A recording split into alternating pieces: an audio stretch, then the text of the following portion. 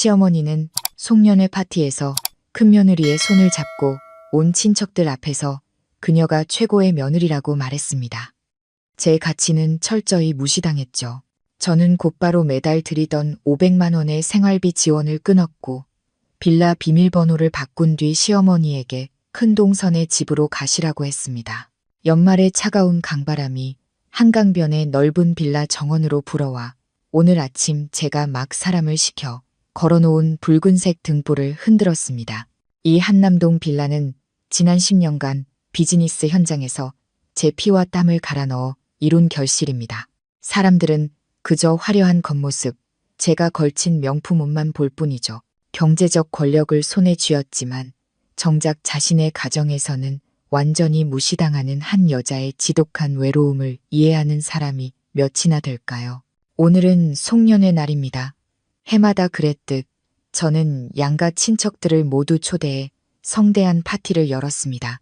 함께 즐기자는 명분이었지만 실상은 시어머니인 박 여사님이 사람들 앞에서 체면을 세울 기회를 만들어 드리는 자리였죠. 저는 정원에 길게 늘어선 테이블을 정리하는 직원들을 지시하고 와인 한 병, 음식 한 접시까지 꼼꼼히 확인했습니다. 모든 것이 완벽해야만 했습니다. 그게 제 성격이니까요. 일이든 집안일이든 무엇 하나 허투루 하는 법이 없죠. 박 아주머니가 땀을 뻘뻘 흘리며 다가와 제 귀에 속삭였습니다. 서연 사모님, 회장님께서 방금 내려오셨는데 거실에 있는 백합 꽃병을 보고 화를 내세요. 향이 너무 진해서 머리가 아프시다며 장미로 당장 바꾸라고 하십니다. 저는 길게 한숨을 쉬며 피로감을 애써 눌렀습니다. 그 백합은 네덜란드에서 수입한 비싼 품종으로 한 다발에 수십만 원이나 했습니다. 작년에 어머님이 예쁘다고 칭찬하셨던 것을 기억하고 일주일 전부터 특별히 주문한 것이었죠. 하지만 저희 시어머니는 그런 분입니다. 날씨처럼 변덕스러운 마음을 누구도 예측할 수 없죠. 어머니 뜻대로 바꿔주세요. 제 서재에 있는 장미를 가져다 꽂으세요. 제가 집 안으로 들어서자 거실에서는 이미 웃음소리가 가득했습니다. 시어머니는 수입 가죽 소파의 가장 중심 자리에 앉아 계셨죠. 자줏빛 벨벳 한복을 곱게 차려 입으시고 목에는 반짝이는 진주 목걸이를 하고 계셨습니다. 지난달 생신 선물로 드린 수백만 원짜리 목걸이였죠. 어머니 옆에는 큰동서인 지영 씨가 앉아 다리를 주물러드리며 쉴 새 없이 웃고 떠들고 있었습니다. 제가 들어서는 것을 보자 박 여사님의 얼굴에서 미소가 싹 사라지고 그 자리를 익숙한 경멸의 눈빛이 채웠습니다. 제가 입고 있는 실크 원피스를 훑어보시더니 혀를 차며 말씀하셨습니다. 파티 주최자라는 애가 얼굴은 누가 나라라도 뺏어간 것처럼 굳어있네. 저기 지영이 좀 봐라. 걔는 몇십 킬로를 버스 타고 오느라 먼지투성이가 됐을 텐데도 항상 생글생글 웃잖니. 넌 좋은 집에 살면서 부리는 사람도 있는데 뭐가 불만이라서 그렇게 표정이 차갑니. 저는 목구멍으로 차오르는 울분을 삼키며 최대한 평온한 목소리를 유지하려 애썼습니다. 어머니, 형님, 아주버님 오셨어요. 제가 방금 밖에서 바람 때문에 천막이 날아갈까봐 신경 쓰느라 표정이 좀 굳었나 봐요. 어머니, 컨디션은 좀 어떠세요? 지영 씨가 재빨리 말을 가로챘습니다. 그녀의 목소리는 꿀처럼 달콤했지만 자세히 들어보면 비꼬는 듯한 신맛이 느껴졌습니다. 어머, 동서도 참, 뭘 그런 걸 가지고 그렇게까지 신경을 써. 테이블 몇 개 놓는 거야 일하는 사람들이 알아서 할 텐데. 동서는 이 집 안주인이니까 돈만 내면 다 해결되잖아. 괜히 인상 써서 어머니 기분만 상하게 하고. 방금 전까지 어머니께서 제 손이 약손이라고 어깨 좀 주물러드리니 금방 개운해지셨다고 칭찬하셨는데 말이야.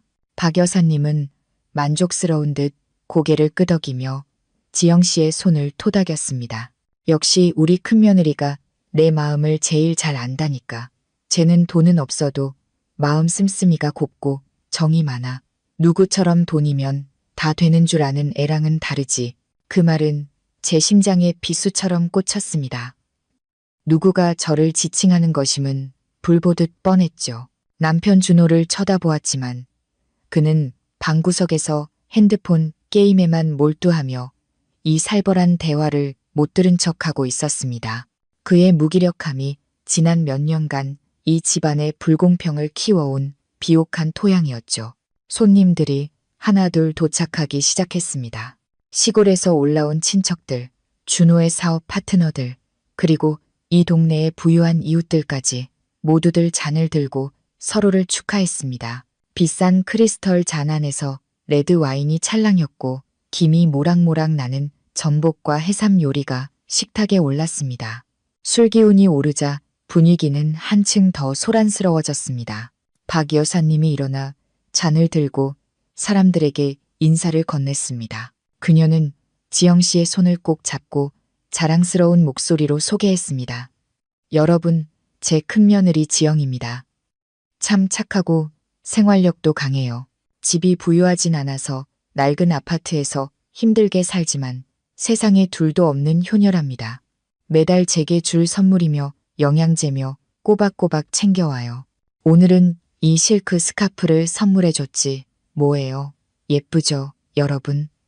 어머님은 얇은 스카프를 들어 보이며 자랑했습니다. 저는 한눈에 그것이 남대문 시장에서 몇만 원이면 살 수 있는 종류라는 걸 알아봤습니다. 하지만 지금 박 여사님의 눈에는 그녀의 목에 걸린 수백만 원짜리 진주 목걸이나 그녀가 살고 있는 이 수십억짜리 빌라보다도 더 값져 보였죠. 성격이 직설적인 먼 친척 아주머니 한 분이 불쑥 물었습니다. 형님, 그럼 서연이는요? 저렇게 능력 좋고 형님을 신선처럼 편하게 빌라에서 모시는데 저런 게 바로 금쪽 같은 며느리 아니에요. 파티장은 순간 정적이 흘렀고 모든 시선이 박 여사님과 제게로 쏠렸습니다. 저는 시어머니로부터 의례적인 말이라도 한마디 해주시길 숨죽여 기다렸지만 돌아온 것은 없었습니다. 박 여사님은 경멸이 가득 담긴 표정으로 입술을 삐죽였습니다. 어머, 내 앞에서 돈 얘기는 꺼내지도 마세요. 돈이 좋긴 하지만 정이 없는 돈은 휴지 조각이나 마찬가지예요. 서연이요? 걔가 나를 여기서 살게 해주고 돈도 주는 건 맞아요. 하지만 얼마나 차가운지 몰라요. 나를 완전 남처럼 대한다니까요. 아침에 나가서 밤에 들어올 때까지 내가 아픈지 어떤지 한 번을 안 물어봐요. 돈다발 던져주면 며느리 의무를 다했다고 생각하는 거죠. 솔직히 말해서 여러분, 이런 부잣집에서 외롭게 사는 것보다 우리 지영이네 작은 집 한 구석이 훨씬 더 따뜻해요. 웅성거리는 소리가 들려왔고 동정, 연민, 그리고 비난의 눈초리가 제게 향하기 시작했습니다. 저는 제 돈으로 지은 이 화려한 거실 한가운데서 마치 죄인처럼 무심하고 불효한 며느리가 된 기분으로 못 박힌 듯 서 있었습니다. 옆에 선 지영 씨는 겸손한 척 고개를 숙이고 있었지만 그녀의 입꼬리가 승리의 미소로 올라가는 것을 똑똑히 보았습니다. 이곳에 올 때마다 간장 한 병, 헌옷 한 벌까지 제게 손 벌리던 그녀가 저 스카프를 살 돈조차. 지난주에 제가 남편 민준 씨가 어렵다고 하소연하기에 몰래 쥐어준 돈으로 산 그녀가 이제는 효의 상징이 되어 있었습니다. 저는 남편 준호를 바라봤습니다. 아내를 위해 한마디라도 해주길 바랐지만 그는 고개를 들어 어색하게 웃더니 다시 핸드폰 화면으로 시선을 피했습니다. 그 순간 제 안에 무언가가 산산조각 났습니다. 상처가 아니라 깨달음이었습니다. 마지막 인내의 끈, 며느리의 책임감이라는 이름으로 저를 탐함해던 끈이 마침내 끊어져 버린 것입니다. 저는 와인잔을 들어 단숨에 비웠습니다. 혀끝에 남은 씁쓸한 맛이 오히려 제 안에 전에 없던 결심의 불꽃을 지폈습니다. 좋아요, 어머니. 제가 돈으로 정을 사려 했다고요. 이 빌라가 지영씨네 집보다 차갑다고요. 그렇다면 제가 어머니 소원대로 해드릴게요. 파티는 시어머니와 큰동서의 만족감 속에 끝났고 저는 감정 없는 부자라는 오명을 뒤집어 썼습니다. 저는 두통을 핑계로 일찍 침실로 올라왔습니다. 넓은 방은 은은한 스탠드 조명에 잠겨 있었습니다. 저는 의자에 앉아 반짝이는 강물이 내려다 보이는 발코니를 바라봤습니다. 오늘 밤은 잠을 이룰 수 없었습니다. 지난 3년간의 기억이 슬로우 모션 필름처럼 스쳐 지나갔습니다. 3년 전 아버님이 돌아가셨습니다. 시어머니는 시골집을 팔고 자식들과 함께 살겠다며 서울로 올라오셨습니다. 지영 씨와 민준 씨 부부는 60제곱미터 남짓한 낡은 아파트에 살고 있었죠. 아이 둘도 있는데 어머니를 모실 공간이 어디 있겠습니까? 책임은 당연히 제게로 돌아왔습니다. 그때 저는 막 이 빌라를 완공한 참이었습니다. 저는 어머니를 모셔와 가장 좋은 1층 방, 정원이 내다보이는 창문이 있는 방을 내드렸습니다. 심심하지 않으시도록요. 어머니 식사와 빨래를 전담할 가사 도우미도 따로 고용했습니다. 매달 500만 원씩 어머님 통장으로 이체해 드렸습니다. 용돈으로 쓰시고 절에 다니시고 노인의 분들과 여행도 가시라고요. 500만 원. 평범한 직장인이 1년 내내 힘들게 벌어야 하는 돈입니다. 그 돈으로 박 여사님은 여왕처럼 생활하셨습니다. 돈을 아끼지 않고 쇼핑하셨지만 자신을 위해서가 아니라 지영 씨네 가족에게 보내기 위함이었죠. 저는 모든 것을 알고 있었습니다. 지영 씨의 명품 옷, 민준 씨의 새 오토바이, 심지어 조카들의 국제학교 학비까지 모두 제 돈이 시어머니 주머니를 거쳐 나간 것이라는 사실을요. 저는 알면서도 눈 감아 주었습니다. 내가 번 돈으로 가족을 돕는 것은 당연하다고 생각했으니까요. 그저 평화롭고 화목한 가정을 바랐을 뿐입니다. 하지만 제가 틀렸습니다. 인간의 욕심은 끝이 없어서 채우면 채울수록 더 깊어지는 법이었죠. 방문이 조용히 열리고 술 냄새를 풍기며 준호가 들어왔습니다. 그는 재킷을 침대에 벗어 던지며 혀꼬부라진 소리로 말했습니다. 왜 다들 정리하는데 혼자 여기 와서 숨어 있어? 엄마 또 잔소리 하시잖아. 뭘 하든 엄마 화나게는 하지 마. 명절 앞두고 이게 뭐야? 저는 남편을 돌아봤습니다. 제 날카로운 눈빛에 준호는 순간 멈칫했습니다. 오늘 저녁에 어머니가 친척들 앞에서 나에 대해 뭐라고 하셨는지 들었어요, 준호 씨. 준호는 손사래를 치며 혀를 찼습니다. 아, 또 여자들 얘기. 엄마 늙으셔서 그래. 그냥 하시는 소리니까 신경 쓰지 마. 말은 저렇게 하셔도 속으로는 우리 부부를 제일 아끼셔. 아낀다고요? 저는 비웃었습니다. 며느리를 돈으로 정을 사려는 사람으로 매도하는 게 아끼는 방식이에요. 지영 씨 발끝에도 못 미친다고 비교하는 게요. 준호 씨, 솔직하게 말해봐요. 지난 3년간 이 집을 누가 책임졌어요? 어머니, 약값, 여행 경비, 매일 드시는 식비. 누가 냈죠? 당신 형수는 몇만 원짜리 스카프 하나로 하늘까지 치켜 세워지는데 나는 수십억을 쓰고도 쓰레기 취급을 받잖아요. 준호는 제가 따져 묻자 불쾌한 듯 얼굴을 찡그렸습니다. 당신이 능력 있고 돈 많으니까 어머니 모시는 게 당연하잖아. 형님네는 어려우니까 우리가 좀 도와주는 게 뭐 어때서. 그렇게 좀 빡빡하게 굴지 마. 남들이 비웃어 내가 빡빡하게 군다고요. 저는 자리에서 일어섰습니다. 목소리가 단호해졌습니다. 나는 당신 가족에게 돈 아까워한 적 없어요. 하지만 내가 원하는 건 존중이에요. 어머니는 당신 입으로 내 돈은 필요 없고 이 집은 차갑고 형님네 집이 따뜻하다고 하셨어요. 좋아요. 그럼 내가 어머니를 그 따뜻한 곳으로 보내드리죠. 준호는 눈을 동그랗게 떴습니다. 술이 반쯤 깨는 듯 했습니다. 당신 지금 무슨 소리 하는 거야? 엄마를 집에서 내쫓겠다고? 미쳤어? 서연아, 엄마 연세도 있으신데. 그러면 불효막심한 며느리 소리 들어. 내가 사람들 얼굴을 어떻게 봐. 걱정 마요. 내쫓는 거 아니니까.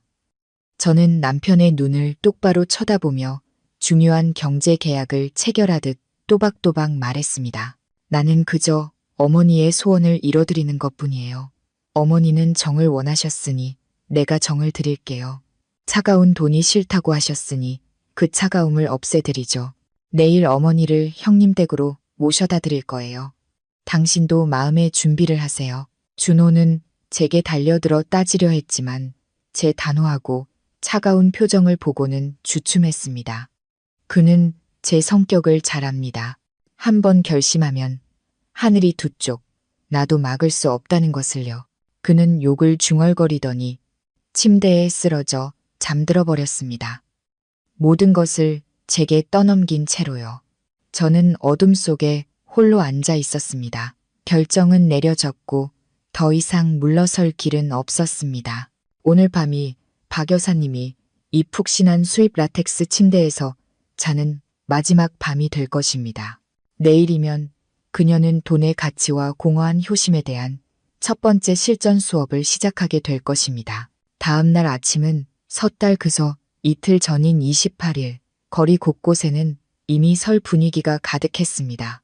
하지만 이 강변 빌라 안에서는 조용한 폭풍이 몰아치기 시작했습니다.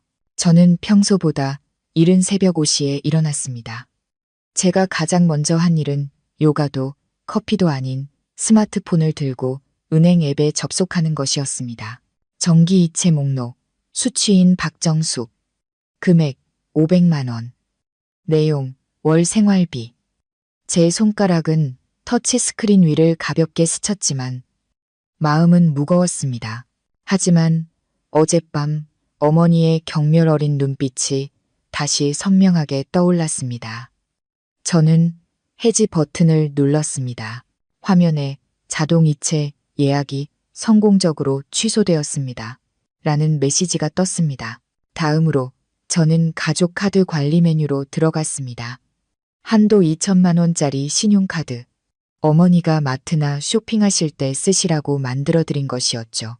저는 카드 정지를 눌렀습니다. 금융 관련 절차를 모두 마친 뒤 저는 시내에서 가장 평판이 좋은 포장이사 업체에 전화를 걸었습니다. 여보세요. 오늘 아침에 급하게 이사 서비스를 예약하고 싶은데요. 출발지는 한남동 리버사이드 빌라입니다. 도착지는 관악구 X아파트 4층 402호고요. 네, 맞습니다. 1층 침실에 있는 개인 물품 전부 포장해 주세요. 깨지기 쉬운 물건이랑 명품이 많으니 조심해 주시고요. 비용은 2배로 드릴 테니 즉시 와주세요. 전화를 끊고 거실로 나갔습니다. 박 여사님은 이미 일어나 차를 마시며 TV를 보고 계셨습니다. 어젯밤 한껏 축혀 세워졌던 즐거움의 여운이 아직 얼굴에 남아 있었죠. 저를 보시더니 턱을 까딱하며 말씀하셨습니다. 일어났니? 오늘 아침엔 박 아주머니한테 한우곰탕 좀 끓이라고 해라. 그걸 먹어야 기운이 나지. 아, 그리고 이따가 이번 달 생활비 좀 일찍 보내주렴. 내가 예쁜 매화 화분 좀 사서 장식도 하고 지영이네 애들 세뱃돈도 좀 줘야겠다. 저는 어머니 맞은편에 앉아 양손을 깍지 낀 채 테이블 위에 올리고 차분하게 말했습니다. 어머니, 들을 말씀이 있습니다. 박 여사님은 의심스러운 눈초리로 저를 쳐다봤습니다. 무슨 얘기인데? 표정이 왜 그렇게 심각해?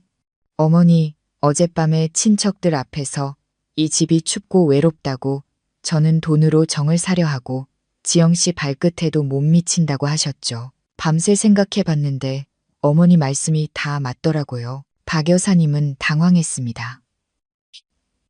제가 그 얘기를 이렇게 직접적으로 꺼낼 줄은 몰랐던 거죠. 그녀는 더듬거렸습니다. 그건 내가 네가 좀 더 잘하라고 나한테 더 신경 쓰라고 한 소리지 다른 뜻이 있었겠니? 아니에요, 어머니. 어머니 말씀이 맞아요. 저는 말을 잘랐습니다. 저는 사업하는 사람이라 밤낮으로 바빠서 지영 씨처럼 어머니 옆에서 조곤조곤 말벗이 되어드리고 다리를 주물러드릴 시간이 없는 게 사실이에요. 어머니를 이곳에서 불행하게 해드린 건 제 잘못입니다. 그래서 제 잘못을 뉘우치고 또 어머니의 소원을 들어드리기 위해 어머니께서 큰아들 내외와 함께 사시도록 해드리기로 결정했습니다. 그 집은 비록 작지만 따뜻하고 효심 지극한 지영 씨가 정성껏 돌봐드릴 테니 분명 지금보다 훨씬 행복하실 거예요. 박 여사님은 손에 들고 있던 찻잔을 테이블 위로 떨어뜨렸습니다.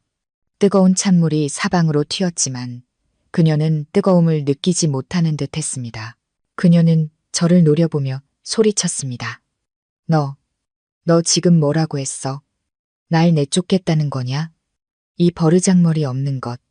이 집은 내 아들 집이야. 내가 살 권리가 있어. 저는 무서울 정도로 침착한 태도를 유지했습니다. 어머니, 진정하세요. 이 집은 제 명의입니다. 결혼 전에 제 사업으로 마련한 제 개인 재산이에요. 준호 씨는 이 집에 기여한 바가 거의 없습니다. 하지만 그건 중요하지 않아요. 중요한 건 제가 어머니를 위한다는 거죠. 어머니께서 지영 씨를 그토록 칭찬하시고 저를 비난하셨는데 굳이 이 냉장고 같은 집에서 저 같은 못된 며느리랑 사실 이유가 없잖아요.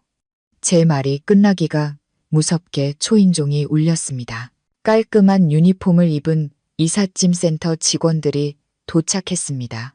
서연 사모님, 안녕하세요. 요청하신 대로 짐 옮기러 왔습니다. 저는 일어서서 박 여사님의 방을 가리켰습니다. 저 방으로 들어가서 할머니의 옷, 장신구, 개인용품 전부 포장해 주세요. 조심해서 다뤄주시고 이쑤시개 하나까지 전부 다 챙겨가셔야 합니다. 깨지거나 흠집 나면 안 됩니다. 박 여사님은 방문 앞을 가로막고 소리쳤습니다. 나 아무 데도 안 가. 이 못돼 먹은 것. 준호야. 준호 어딨니? 내 마누라가 내 엄마를 길바닥으로 내쫓는다. 준호가 위층에서 허둥지둥 내려왔습니다. 얼굴이 새하얗게 질려 있었죠.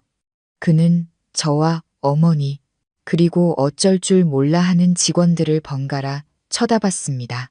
그가 입을 열려는 순간 제가 먼저 말을 막았습니다. 준호 씨, 어머니를 위한다면 어머니가 가장 사랑하는 사람 곁으로 보내드려요. 더 이상 여기서 고통받게 하지 말고요. 당신도 며칠 가서 함께 지내면 좋겠네요. 만약 내 일을 방해한다면 금고에 이혼 서류 준비되어 있어요. 내 성격 알죠? 이혼이라는 두 글자와 제 단호한 눈빛에 준호는 움츠러들었습니다. 그는 이혼하면 한 푼도 없이 맨몸으로 쫓겨날 거라는 사실을 잘 알고 있었습니다. 모든 재산은 제가 이룬 것이고 법적으로 철저히 보호받고 있었으니까요. 그는 고개를 숙이고 뒤로 물러섰습니다. 엄마, 형님 댁에 며칠 가서 기분 전환이라도 하고 오세요. 박 여사님은 평생을 감싸고 돌았던 아들이 이제와 비겁하게 자신을 외면하는 모습을 보았습니다. 그녀는 분을 이기지 못하고 의자에 주저앉아 목 놓아 울기 시작했습니다. 저는 이삿짐 센터 직원들에게 일을 시작하라고 신호했습니다. 그들은 전문가답게 신속했습니다. 단 2시간 만에 박 여사님의 수많은 옷과 가방, 신발, 영양제, 홍삼 등이 수십 개의 큰 상자에 깔끔하게 포장되었습니다. 저는 열쇠 기술자를 불러 빌라의 모든 디지털 도어락 비밀번호와 지문을 바꾸게 했습니다. 기존 데이터를 모두 삭제하고 저와 가사도우미의 지문만 새로 등록했죠. 드릴 소리가 박 여사님의 자존심을 긁어내는 소리처럼 울려 퍼졌습니다. 그녀는 증오에 찬 눈으로 저를 쳐다봤습니다. 서연이, 너 두고 봐. 나한테 이렇게 대한 거 천벌 받을 거야. 내가 갈게. 지영이네 가서 내 돈 없이도 내가 굶어 죽는지 안 죽는지 똑똑히 지켜볼 테다. 저는 옅은 미소를 지었습니다. 어머니, 편안한 여행 되시길 빌어요. 차는 이미 문 앞에 대기시켜 뒀습니다. 아, 그리고 지영 씨한테는 제가 방금 문자로 알려드렸어요. 아마 지금쯤 어머니 맞을 준비로 집을 청소하고 있을 거예요. 짐을 실은 트럭이 관악구의 낡은 아파트 단지 앞에 멈춰 섰습니다. 박 여사님은 제가 불러준 택시에서 내렸습니다. 얼굴은 살기가 등등했죠. 그녀 뒤로는 산더미처럼 쌓인 상자들이 내려졌습니다. 지영 씨와 민준 씨가 4층에서 허둥지둥 내려왔습니다. 지영 씨는 헝클어진 머리에 후줄근한 잠옷 차림으로 어제의 세련된 모습과는 딴판이었습니다. 공동 복도를 가득 메운 거대한 짐 더미를 보자 그녀의 얼굴색이 변했습니다. 어머니, 이게 다 무슨 일이에요? 왜 동서가 어머니께서 아예 여기로 이사 오신다고 문자를 보낸 거죠? 지영 씨는 당황해서 목소리가 갈라졌습니다. 박 여사님은 울며 불며 하소연했습니다. 그 못된 년이 날 내쫓았어. 설날 앞두고 날 집에서 내쫓았다고. 너희가 내 억울함을 풀어줘야 한다. 어서 짐부터 위로 옮겨. 순하고 무기력하기까지 한 민준 씨가 머리를 극적이며 말했습니다. 근데 어머니, 저희 집 너무 좁아서 이 짐들 다 놓을 데가 없어요. 어머니는 어디서 주무시고요. 거실에서 자도 돼. 바닥에서 자도 되니까 그년 얼굴만 안 보면 돼. 빨리 짐이나 날라. 박 여사님의 고함에 주변 이웃들의 시선이 쏠렸습니다. 지영 씨는 얼굴을 구겼지만 사람들 앞에서 자신이 공들여 쌓아온 효부 이미지를 저버릴 수는 없었습니다. 그녀는 이를 악물고 남편과 이삿짐센터 직원들과 함께 낑낑대며 짐을 옮기기 시작했습니다. 하필 아파트 엘리베이터는 점검 중이어서 계단으로 짐을 날라야 했죠. 지영 씨네 아파트는 고작 60제곱미터였습니다. 작은 방 2개는 하나는 부부 침실, 다른 하나는 아이들 방으로 쓰고 있었죠. 거실은 식당 겸 오토바이 주차 공간이었습니다. 이제 박 여사님의 수십 개 명품 상자들이 들이닥치자 집은 그야말로 난장판 창고가 되어버렸습니다. 비싼 에르메스, 구찌 가방들이 아이들의 흙 묻은 신발 옆에 아무렇게나 던져졌습니다. 최고급 홍삼 세트가 부엌 식탁 위시든 시금치 옆에 뒹굴었습니다. 박 여사님의 호화로운 생활과 큰아들 내의 궁핍한 현실이 적나라하게 드러나는 순간이었습니다. 어머니, 이 상자들 이제 어디다 둬요? 걸어 다닐 데도 없어요. 지영 씨가 땀을 뻘뻘 흘리며 투덜거렸습니다. 저쪽 구석에 잘 쌓아놔. 내 물건에 흠집 하나라도 나면 안 돼. 저 상자는 산삼이니까. 살살 다루고 박 여사님은 부채질을 해대며 지시했습니다. 빌라에서 사람들을 부리던 습관을 아직 버리지 못한 것이죠. 그날 점심 좋은 며느리 집에서의 첫 식사는 숨 막히는 분위기 속에서 이루어졌습니다. 산의 진미도 시중 드는 사람도 없이 돼지고기 장조림과 멀건 배춧국이 전부인 초라한 밥상이었습니다. 박 여사님은 고기 한 점을 집어들고 얼굴을 찡그렸습니다. 왜 이렇게 비계가 많니? 나 고지혈증 있는데 이런 걸 어떻게 먹어? 서연이는 항상 요리사한테 등심으로만 요리하라고 했는데 집이 난장판이 되어 안 그래도 짜증이 나 있던 지영 씨는 서연이라는 이름이 나오자 더욱 화가 치밀었습니다. 어머니, 저희 집은 이게 다예요. 드실 수 있으면 드시고 아니면 마세요. 동서야 돈이 썩어 넘치니까 뭘 못 사겠어요. 저희는 하루 벌어 하루 먹고 살아요. 너무 많은 거 바라지 마세요. 박 여사님은 충격을 받았습니다. 어제까지만 해도 어머니가 최고예요. 뭐든 다 사드릴게요 라며 살랑거리던 며느리가 아니던가. 오늘따라 왜 이렇게 말투가 가시 돋쳤을까? 네가 감히 나한테 그런 식으로 말해. 내가 내 시어머니야. 시어머니인 거 알아요. 근데 어머니, 보세요. 산더미 같은 짐 가져와서 애들 놀 공간도 없애고 앞으로 식비, 전기세, 수도세는 누가 내요? 동서가 생활비 끊었다면서요. 어머니, 저한테 시장 보라고 돈 한 푼이라도 주셨어요? 아니면 또 저희 부부더러 다 감당하라는 거예요? 지영 씨는 밥상에 젓가락을 내던졌습니다. 억눌렀던 모든 것이 폭발한 것입니다. 사실 지영 씨는 박 여사님을 통해 서연의 돈을 노렸을 뿐입니다. 이제 살아있는 ATM이 카드 없이 반품되었으니 박 여사님은 그녀에게 빚더미나 다름없었죠. 박 여사님은 할 말을 잃었습니다. 주머니를 뒤져 서연이 준 신용카드를 꺼내 며느리의 길을 꺾으려 했습니다.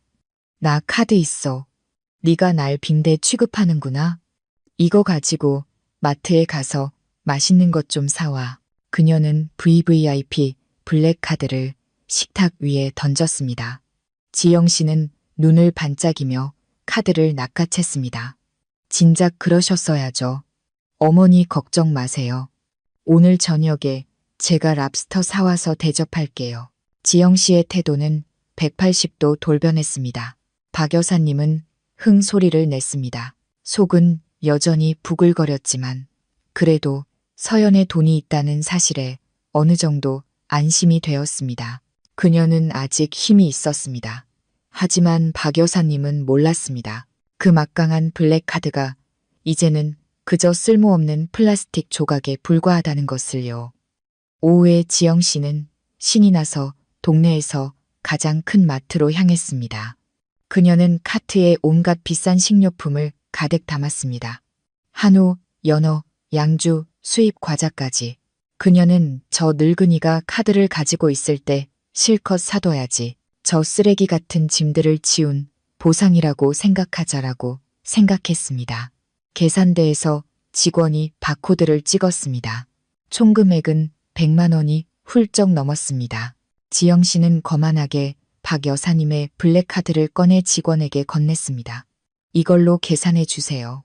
직원은 카드를 받아 단말기에 긁었습니다. 삐삐 오류 메시지가 떴습니다.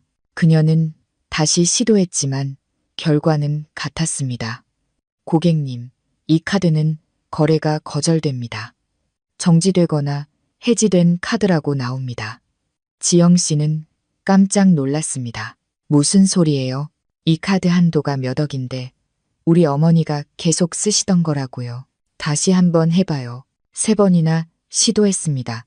고객님, 은행에서 정지된 카드라고 합니다. 다른 카드나 현금 없으신가요? 뒤에 줄 서 있던 사람들이 오래 기다린다며 웅성거리기 시작했습니다. 지영 씨는 창피해서 얼굴이 빨개졌습니다. 지갑을 다 뒤져봤지만 현금 100만 원이 있을 리 없었죠. 결국 그녀는 직원에게 모든 물건을 반품해달라고 말하고 자기 돈으로 산 채소와 값싼 고기만 챙겨 초라하게 집으로 돌아왔습니다. 집에 도착한 지영 씨는 채소 봉지를 식탁에 내던지고 TV를 보고 있는 박 여사님에게 씩씩거리며 다가갔습니다. 낡은 TV는 지지직거리며 소리가 나왔다 안 나왔다 했습니다. 어머니, 저한테 못 쓰는 카드 주셨어요? 마트에서 카드 정지됐다고 해서 사람들 앞에서 개망신당했어요. 박 여사님은 벌떡 일어났습니다. 정지라니, 무슨 소리야? 어제 스파 갈 때도 썼는데 저는 몰라요. 은행에 전화해서 물어보시든가요. 아니면 동서가 정지시켰겠죠. 박 여사님은 떨리는 손으로 전화를 들었습니다. 하지만 은행이 아닌 제게 바로 전화를 걸었죠. 그녀는 지영 씨도 들으라며 스피커폰을 켰습니다. 저를 호되게 야단칠 작정이었죠. 전화벨이 한참 울린 뒤에야 제가 받았습니다. 제 목소리는 어디선가 들려오는 우아한 음악 소리와 함께 차갑게 흘러나왔습니다. 아마 저는 스파에서 휴식을 취하고 있었나 봅니다. 여보세요, 저예요, 어머니. 서연이 너. 내 카드에 무슨 짓을 한 거야? 왜 지영이가 마트에서 카드를 못 쓴다는 거냐? 당장 풀어. 박 여사님은 전화기에 대고 소리쳤습니다. 저는 가볍게 웃었습니다. 그 웃음소리는 그녀의 자존심을 베는 칼날처럼 들렸을 겁니다. 어머, 어머니, 잊으셨어요? 오늘 아침에 제가 분명히 말씀드렸잖아요. 어머니께서 제 돈이 차갑다고, 제가 돈으로 정을 사려 한다고 하셨잖아요. 어머니께서 물질을 밝히는 사람으로 오해받는 게 싫어서 제가 모든 지원을 끊었습니다. 그 카드는 제 명의로 된 가족 카드이니 정지하는 게 은행 규정상 맞죠, 어머니. 이제 어머니는 돈보다 정을 중시하는 최고의 며느리 지영 씨와 함께 계시잖아요. 지영 씨가 자기 피땀 흘려 번 돈으로 어머니를 잘 모시겠죠. 제 더러운 돈은 필요 없으실 테고요. 안 그런가요? 어머니, 박 여사님은 말이 막혔습니다. 저는 한 방을 더 날렸습니다. 아, 그리고 매달 드리던 현금 500만 원도 끊었습니다. 이제부터 저는 효도라는 무대에서 물러나 그 자리를 모두 형님 부부에게 양보하겠습니다. 지영 씨의 넘치는 사랑이라면 어머니께서 부족함 없이 지내실 거라고 믿어요. 그럼 따뜻한 가족과 함께 즐거운 설 보내세요. 뚝, 저는 전화를 끊었습니다. 박 여사님은 힘없이 손을 떨어뜨렸고 핸드폰이 소파 위로 떨어졌습니다. 그녀는 지영 씨를 돌아봤습니다. 지영 씨도 그녀를 뚫어지게 쳐다보고 있었습니다. 하지만 그 눈빛은 예전의 존경심이 아닌 실망과 계산으로 가득 차 있었죠. 다 끊긴 거예요, 어머니? 500만 원도요? 지영 씨가 떨리는 목소리로 물었습니다. 박 여사님은 힘없이 고개를 끄덕였습니다. 지영 씨는 의자에 주저앉아 머리를 감싸 쥐었습니다. 세상에, 이제 어떻게 살아? 어머니, 편하게 사실 수 있었는데 왜 일을 이렇게 만드셨어요? 이제 설 준비할 돈도 없고 어머니 모실 돈은 어디서 나요? 우리 식구 먹고 살기도 벅차단 말이에요. 지영 씨의 하소연은 박 여사님의 얼굴에 찬물을 끼얹는 것과 같았습니다. 그녀는 처음으로 어렴풋이 깨달았습니다. 지영 씨의 효심은 자신이 생각했던 것보다 서연의 은행카드와 더 깊이 연결되어 있었다는 사실을요. 60제곱미터의 작은 아파트는 그 어느 때보다 비좁고 답답하게 느껴졌습니다. 그리고 이것은 새로운 삶의 첫날에 불과했습니다. 아래층에서 들려오던 시어머니의 규칙적인 코골이 소리가 사라진 첫날 밤. 빌라는 제가 높은 천장에서 도마뱀이 혀차는 소리까지 들을 수 있을 정도로 고요했습니다. 저는 텅 빈 넓은 침대에 누워 있었지만 생각만큼 마음이 가볍지는 않았습니다. 후회해서가 아니라 진짜 폭풍은 이제 막 도시 저편, 형님네 비좁은 아파트에서 시작되었음을 알기 때문이었죠. 그곳은 지금쯤 끔찍한 혼돈 상태일 것이 분명했습니다. 푹신한 라텍스 매트리스에 익숙했던 박 여사님이 지영 씨네 집 딱딱한 소파에 거대한 몸을 우겨 넣으려 애쓰는 모습이 눈에 선했습니다.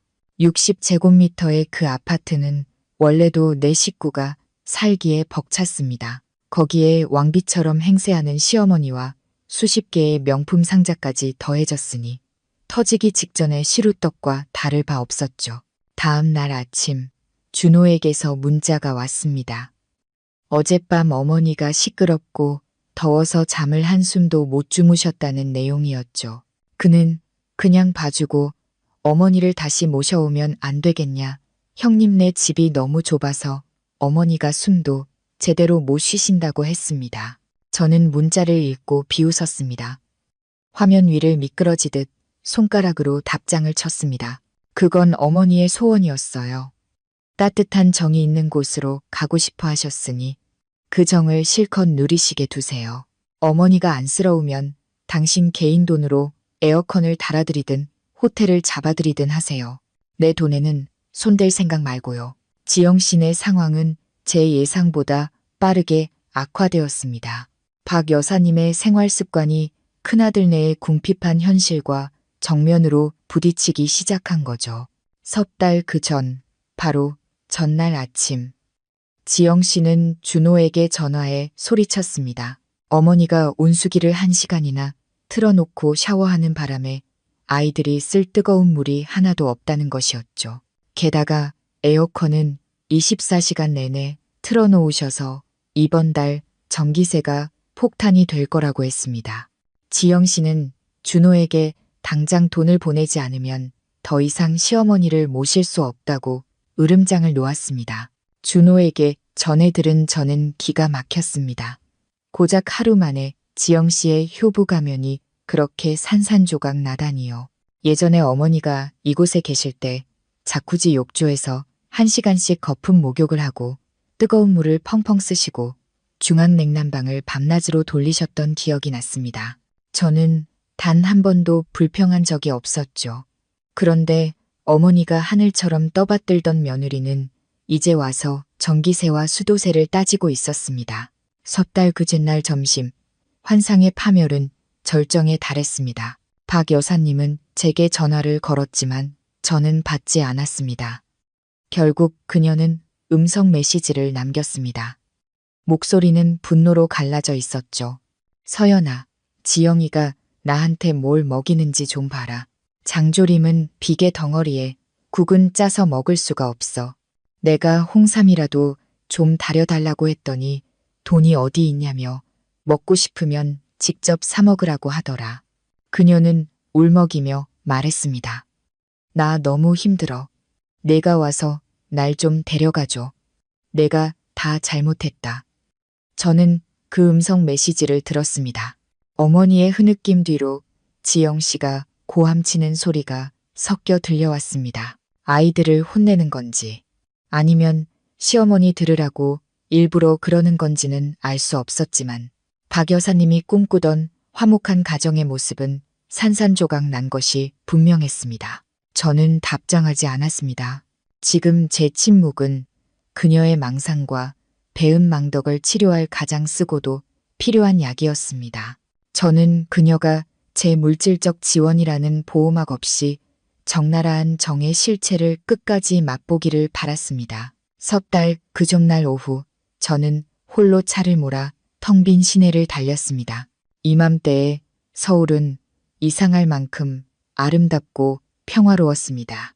저는 꽃시장에 들러 새하얀 호접난 화분을 하나 샀습니다. 그 순백의 고고함이 지금의 제 마음과 같았습니다. 독립적이고 자주적이며 더 이상 해로운 관계에 얽매이지 않는 저는 비로소 진정으로 저 자신을 위한 설을 맞이하고 있었습니다.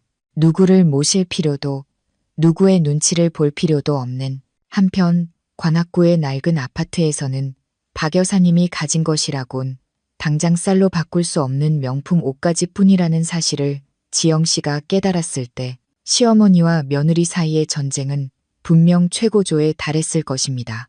지영 씨는 쉽게 물러설 사람이 아니었습니다. 저로부터의 지원이 완전히 끊기고 박 여사님이 재정적 부담이 되자 그녀는 본색을 드러내기 시작했습니다. 설날 당일 덕담 대신 지영 씨의 페이스북은 원망과 암시로 가득한 글들로 채워졌습니다. 그녀는 닭백숙 한 접시와 멀건 떡국만 놓인 초라한 차례상 사진을 올리고는 의미심장한 글을 덧붙였습니다. 올해 설은 가난하지만 정이 넘치네요. 섣달 그님에 쫓겨나신 늙은 어머니가 너무 안쓰러워요. 가난한 며느리는 그저 두 팔 벌려 어머니를 모시고 죽이라도 수어 함께 먹을 뿐 부자이면서 야박한 사람들처럼 어머니를 외면할 수는 없으니까요. 지영 씨의 글은 순식간에 친척과 친구들의 주목을 받았습니다. 악의적인 댓글들이 비온 뒤에 버섯처럼 돋아났습니다. 사정을 잘 알지도 못하는 시골의 친척 어른들은 앞다투어 저를 욕하기 시작했습니다. 그들은 저를 못돼 먹은 며느리라고 불렀습니다.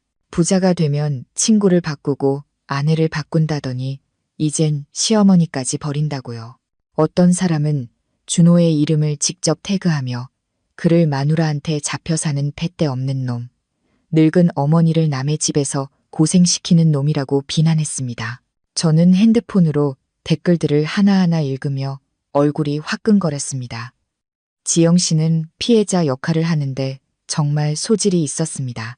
제 이름을 직접 거론하지는 않았지만 누가 읽어도 저를 욕하는 것임을 알 수 있었죠. 그녀는 대중의 동정심을 이용해 저를 죄인으로 만들고 자신은 착하고 희생적인 콩쥐로 둔갑했습니다.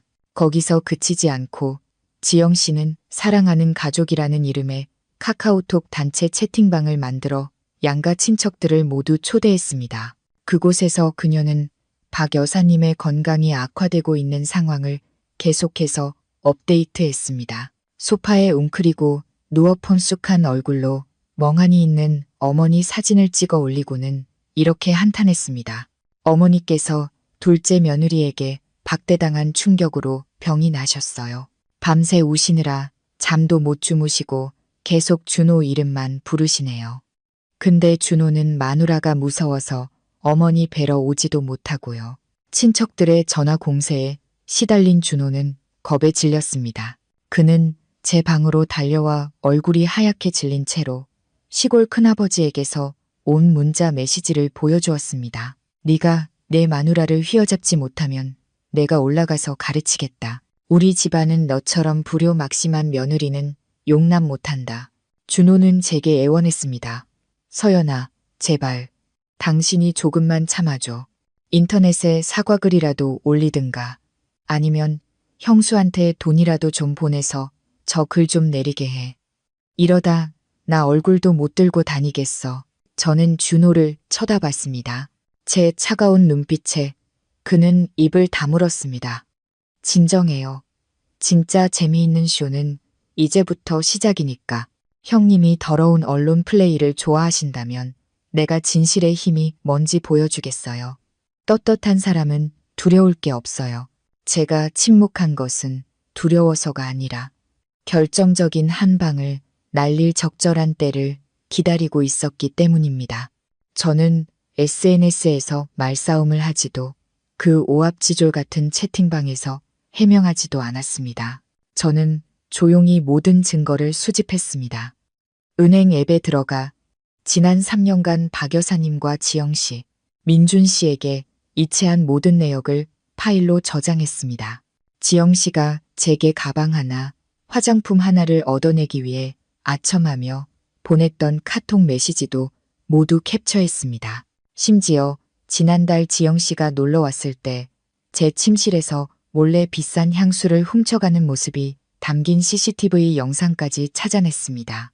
지영 씨는 SNS가 흑백을 바꿀 수 있는 여론재판소라고 생각했겠지만 그녀는 제가 비즈니스맨이라는 사실을 잊었습니다. 저는 눈물이 아니라 숫자와 증거를 기반으로 일하는 사람입니다. 그녀는 저를 망신시켜 돈을 뜯어내려 했지만 상대를 잘못 골랐습니다. 지난 며칠간의 제 침묵은 그녀가 연기하던 위선의 가면을 벗겨낼 쓰나미가 덮치기 전에 고요함이었습니다. 설 연휴 사흘째 단체 채팅방에서 저에 대한 비난이 절정에 달했을 때 저는 행동에 나서기로 했습니다. 마침 사람들은 저를 심판하고 만약 제가 시어머니를 다시 모셔오지 않으면 준호에게 이혼을 강요하기 위한 가족회의를 열자며 떠들썩했습니다. 저는 컴퓨터를 켜고 준비해둔 모든 증거 파일을 모았습니다.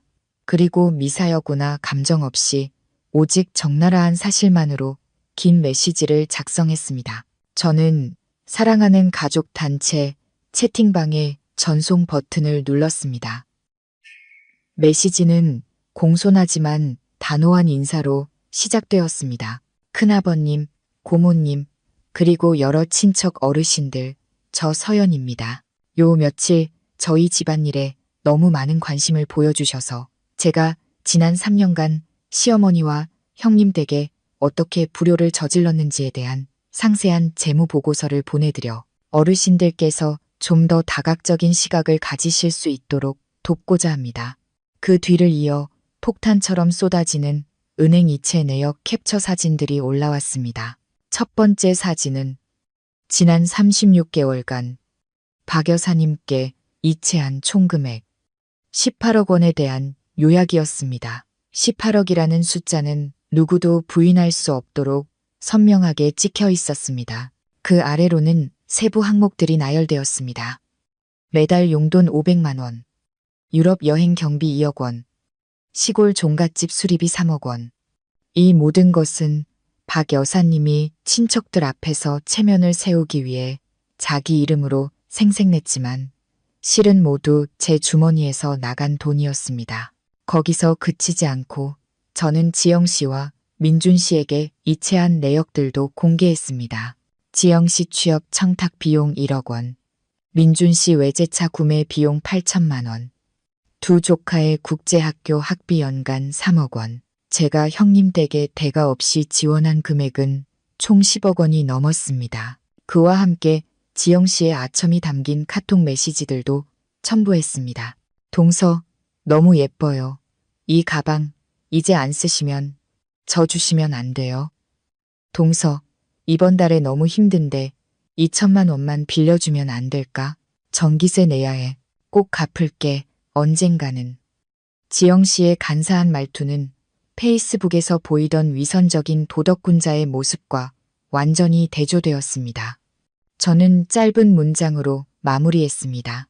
이것이 불효한 며느리가 지난 3년간 시어머니와 시댁을 모신 방식입니다. 이제부터 이 귀한 효도의 기회는 집안 최고의 효부인 형님께 양보하겠습니다. 형님께서 이제는 제 돈이 아닌 형님 돈으로 어머니를 잘 모시길 바랍니다.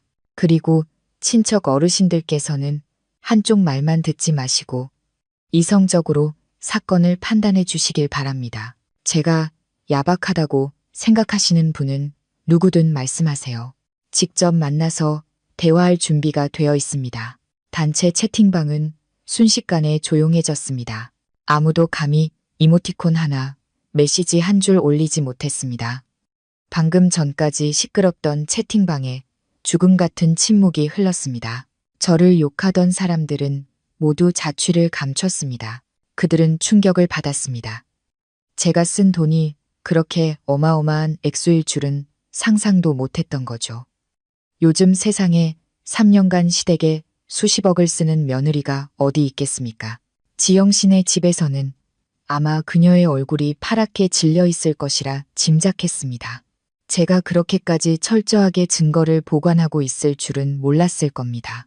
제 반격은 그녀의 거짓 주장을 박살냈을 뿐만 아니라 모든 친척 앞에서 그녀 가족의 기생적이고 탐욕스러운 민낯을 벗겨냈습니다. 이제 앞으로 지영 씨가 무슨 낯으로 효도를 운운할 수 있을까요? 제 옆에 앉아있던 준호는 핸드폰 화면을 보며 입을 떡 벌리고 있었습니다. 저도 제 아내가 자기 가족에게 그렇게 많은 돈을 썼다는 사실은 몰랐습니다. 제가 한 번도 자세히 말해준 적이 없었으니까요. 준호는 마른 침을 삼키며 경애와 두려움이 섞인 눈으로 저를 쳐다봤습니다. 그는 깨달았습니다. 자기 앞에 앉아있는 이 여자는 더 이상 자기가 함부로 대하거나 조종할 수 있는 사람이 아니라는 것을요. 이체 내역 공개로 집안이 발칵 뒤집힌 후 준호는 제 눈을 똑바로 쳐다보지 못하고 안절부절 못했습니다. 그는 이 집안의 권력 균형이 완전히 바뀌었다는 것을 알았지만 뼛속까지 스며든 남성적 자존심과 가부장적 습관 때문에 마지막 남은 권위를 지키고 싶어 했습니다. 그날 저녁 준호는 용기를 내어 저를 거실로 불렀습니다. 그는 소파에 앉아 근엄한 표정을 지으려 애썼지만 불안하게 꼬고 있는 두 손이 그의 속마음을 드러내고 있었습니다. 서연아, 당신이 옳은 거 알아. 우리 가족한테 정말 잘해줬지. 하지만 오늘 당신이 한 방식은 좀 심했어. 형수랑 엄마 체면을 완전히 깎아내렸잖아. 남들이 보면 비웃겠어. 저는 그의 맞은편에 허리를 꼿꼿이 세우고 앉았습니다. 제 눈빛은 가을 호수처럼 평온했습니다. 그럼 제가 어떻게 했어야 했는데요? 사람들이 내 명예를 짓밟고 나를 마르지 않는 금광 취급하도록 계속 침묵했어야 했나요? 내 명예도 천금같이 소중해요. 시어머니든 형님이든 누구도 내 명예를 더럽히는 건 용납 못해요. 준호는 얼굴이 빨개지며 테이블을 내리쳤습니다. 그래도 우리 엄마잖아. 당신은 며느리니까 참을 줄도 알아야지. 여자는 남편 말을 따라야 하는 법이야. 돈 좀 있다고 당신 마음대로 하려고 하지 마. 내가 당신 남편으로서 명령하는데 당장 어머니께 사과하고 다시 모셔와. 저는 준호를 보며 그의 순진함과 근거 없는 자신감에 헛웃음이 나왔습니다. 저는 일어나 벽 금고로 다가가 비밀번호를 누르고 서류 뭉치를 꺼내 준호 앞 테이블에 탁 소리나게 내려놓았습니다. 여기 내가 이미 서명한 이혼 서류예요. 그리고 이건 우리가 결혼 전에 작성한 혼전 계약서에 따른 재산 분할 합의서고요. 저는 얼음장처럼 차가운 목소리로 한 글자 한 글자 천천히 말했습니다. 잘 읽어봐요. 이 빌라, 이 차, 그리고 회사 지분 전부는 내 개인 재산이에요. 이혼하면 당신은 말 그대로 빈손으로 나가게 될 거예요. 한 푼도 없이 아이 양육권은 내가 가질 거예요. 당신은 아이를 키울 경제적 능력이 없으니까 선택해요. 하나, 분수를 알고 나를 존중하며 내가 이 집안일을 내 방식대로 처리하게 둔다. 둘, 이 서류에 서명하고 오늘 밤 당장 짐 싸서 나간다. 준호는 서류를 집어들었습니다. 그의 손이 덜덜 떨렸고 건조한 법률 용어들이 그의 풍족한 삶에 대한 사형 선고처럼 눈앞에서 춤을 추었습니다. 그는 화려한 빌라와 익숙해진 호화로운 생활을 둘러보았습니다. 그리고 월세방으로 돌아가 오토바이를 타고 다니며 값싼 음식으로 끼니를 때워야 할 처지를 상상했습니다. 그의 내면에 있던 비겁함과 현실주의가 깨어나 얼마 남지 않은 허황된 자존심을 짓눌렀습니다. 준호는 서류를 내려놓고 고개를 숙이며 중얼거렸습니다. 알았어. 당신이 알아서 해. 더는 간섭 안 할게. 그냥 너무 심하게만 하지 말아줘. 형이랑 얼굴은 보고 살아야 하니까 저는 입꼬리를 올리며 서류를 다시 금고에 넣었습니다. 준호가 무조건 항복했다는 것을 알았습니다. 이제부터 이 집안의 운영권은 경제적인 면뿐만 아니라 모든 행동 규칙에 있어서도 제가 쥐게 되었습니다. 저는 준호를 돌아보며 말했습니다. 오늘의 교훈을 잊지 마요. 존중받고 싶으면 스스로 일어서야 해요. 남에게 기생하면서 주인 행세는 할 수 없는 법이죠. 내일부터는 제대로 출근해서 돈 벌 생각이나 해요. 당신 용돈도 끊을 거니까. 준호는 고개를 끄덕이며 더 이상 아무 말도 하지 못했습니다. 지영 씨의 비좁은 아파트는 이채 내역 공개 사건 이후 그 어느 때보다 암울하고 무거운 분위기에 휩싸였습니다.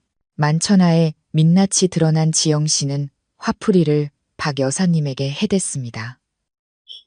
그녀는 더 이상 시어머니 눈치를 보지 않고 거슬리는 행동을 할 때마다 쏘아붙였습니다.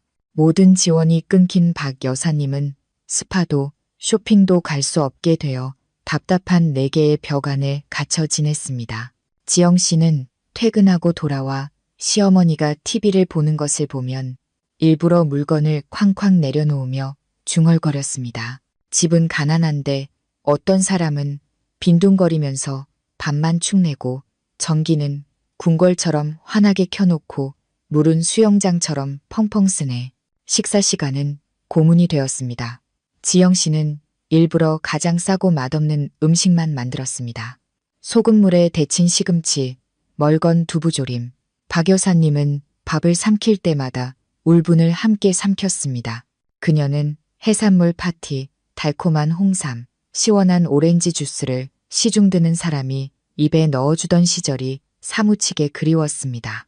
지영 씨의 은근한 학대와 준호 못지않게 무기력하고 아내를 무서워하는 큰아들, 민준 씨의 불편한 시선을 견디다 못한 박 여사님은 결국 떠나기로 결심했습니다. 그녀는 남은 금부치 몇 개를 긁어모아 몰래 팔아 작은 돈을 마련했습니다.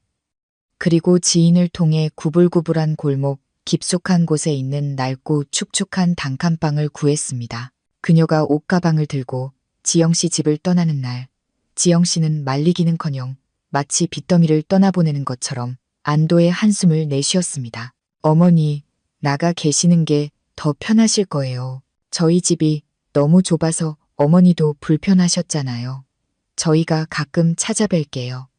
박 여사님은 자신이 하늘처럼 떠받들던 며느리를 보며 가슴이 찢어지는 듯 했습니다. 그녀는 초라하게 짐을 들고 떠났습니다. 굽은 등은 더 굽어 보였고 눈에 띄게 늙어 있었습니다. 12제곱미터 남짓한 단칸방은 벽지가 벗겨지고 곰팡내와 쥐 냄새가 났습니다. 삐걱거리는 나무 침대는 몸을 뒤척일 때마다 소리를 냈습니다. 단칸방에서의 첫날 밤, 서울의 날씨는 갑자기 추워졌습니다. 박 여사님은 얇은 이불 속에 몸을 웅크리고 틈이 벌어진 창문 새로 스며드는 바람 소리를 들었습니다. 난방기도 푹신한 매트리스도 없이 오직 차가운 외로움만이 그녀를 감쌌습니다. 수십 년 만에 처음으로 그녀는 중고 시장에서 사온 작은 전기밥솥으로 직접 쌀을 씻어 밥을 지어야 했습니다. 다이아몬드 반지를 끼고 와인잔을 잡는데 익숙했던 그녀의 손은 이제 서툴게 채소를 다듬고 차가운 물에 설거지를 하며 떨렸습니다. 그녀는 눈물 젖은 밥을 먹으며 자존심과 편애의 대가가 얼마나 비싼 것인지 깨달았습니다. 그녀는 제가 생각났습니다. 제가 준비해 주었던 따뜻한 방. 환절기마다 제가 직접 체온을 재고 해열 패치를 붙여주던 순간들이 떠올랐습니다.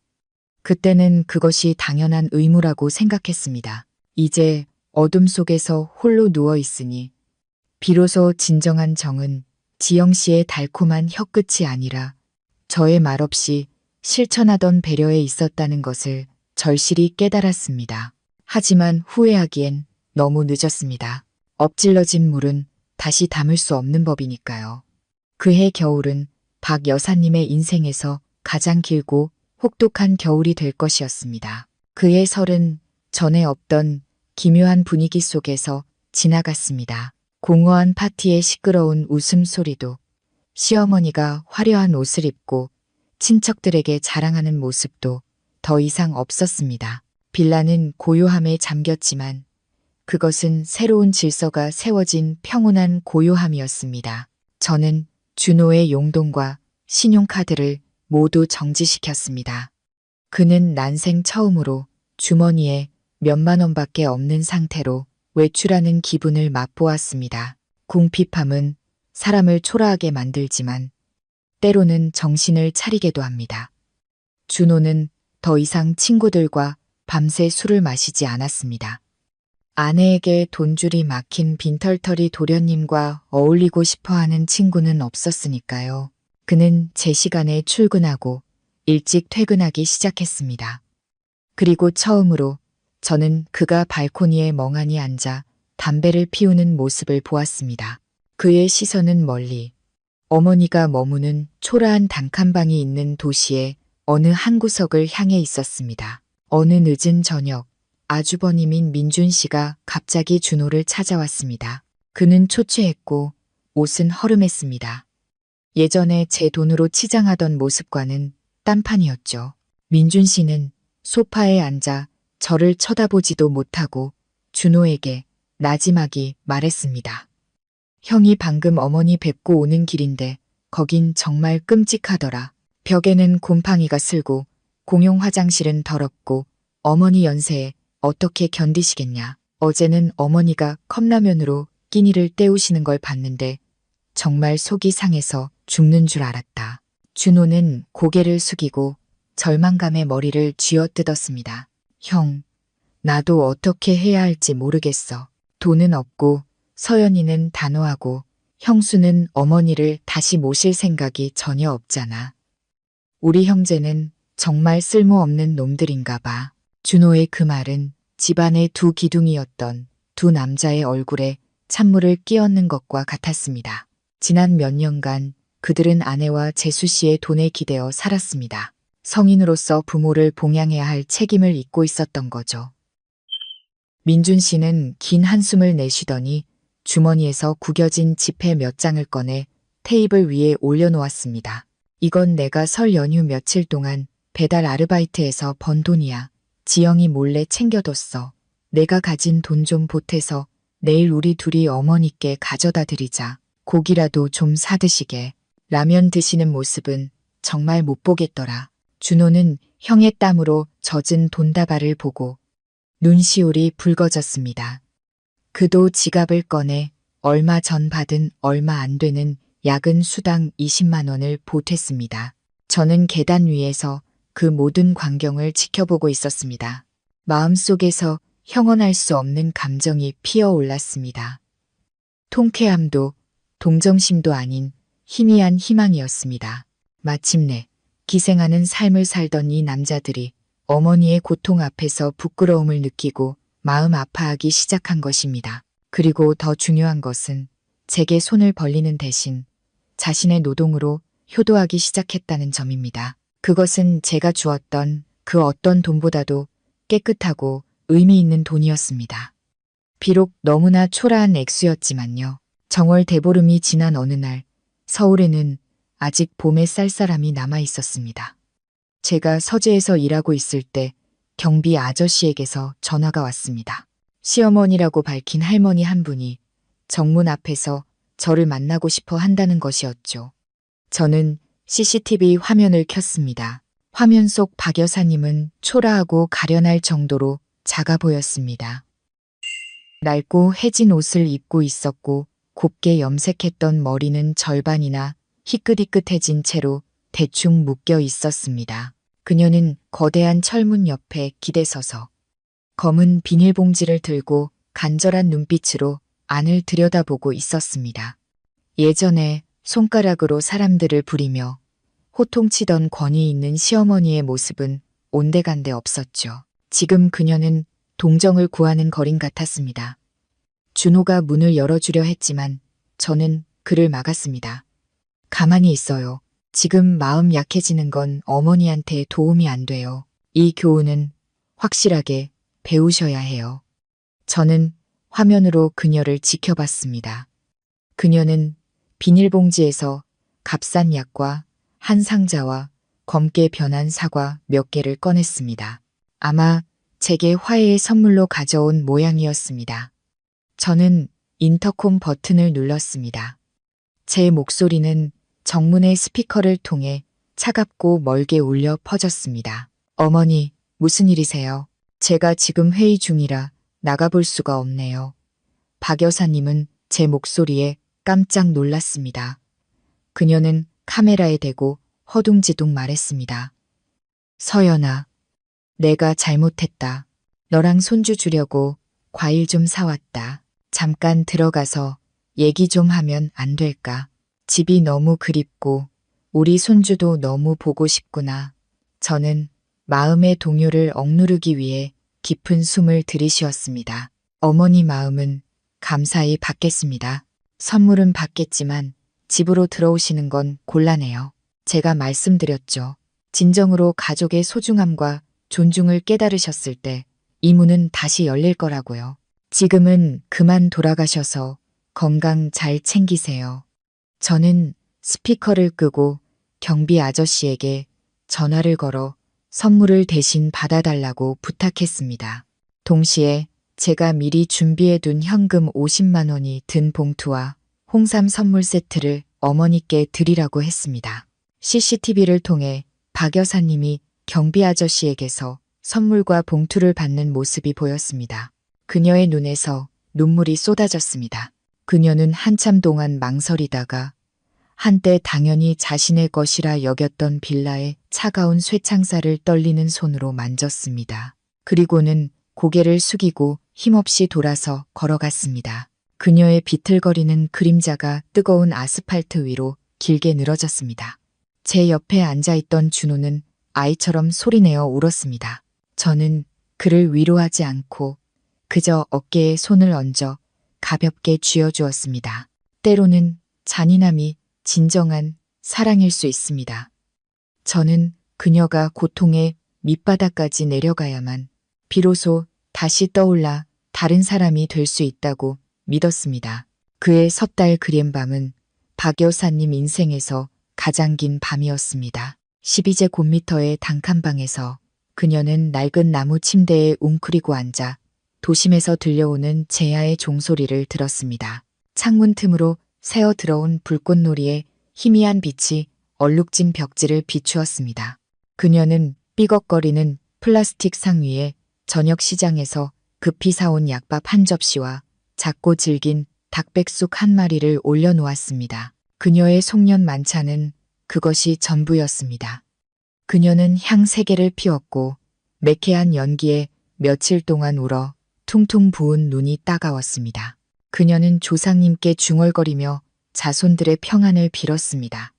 그러다 문득 자신의 인생이 어쩌다 이 지경이 되었는지 서러워졌습니다. 그녀는 빌라에서 보냈던 지난 설들을 떠올렸습니다. 지금쯤 서연이는 산의 진미로 가득한 멋진 상을 차려놓았을 겁니다. 집안 가득한 생화, 반짝이는 촛불. 그녀는 그저 비단 한복을 입고 소파에 앉아 세배하러 오는 자식들에게 두둑한 세뱃돈 봉투를 나눠주기만 하면 됐었죠. 대접받고 아첨받던 그 느낌이 그리웠습니다. 하지만 이제 차가운 4개의 벽을 마주하고서야 그녀는 쓰디쓴 진실을 깨달았습니다. 지영 씨의 아첨, 친척들의 칭찬, 그 모든 것은 서연의 돈이 만들어낸 후광에 기생하는 허상에 불과했습니다. 돈이 사라지자 정도 사라졌습니다. 지영 씨는 친정에 간다는 핑계로 찾아오지도 변변한 선물 하나 보내지도 않았습니다. 심지어 새해 안부 전화 한 통도 아까워했죠. 반면 그녀가 차갑고 무정하다고 비난했던 며느리 서연이는 단 한 번의 감사 인사도 바라지 않고 수년간 그녀에게 풍족한 삶을 제공해 주었습니다. 박 여사님은 약밥을 한 숟갈 떠 입에 넣었지만 도저히 삼킬 수가 없었습니다. 밍밍한 맛이 마치 지금 자신의 인생 같았습니다. 그녀는 자신이 견고하고 진실된 버팀목을 버리고 거짓된 달콤한 말에 속아 넘어간 것이 얼마나 어리석었는지 깨달았습니다.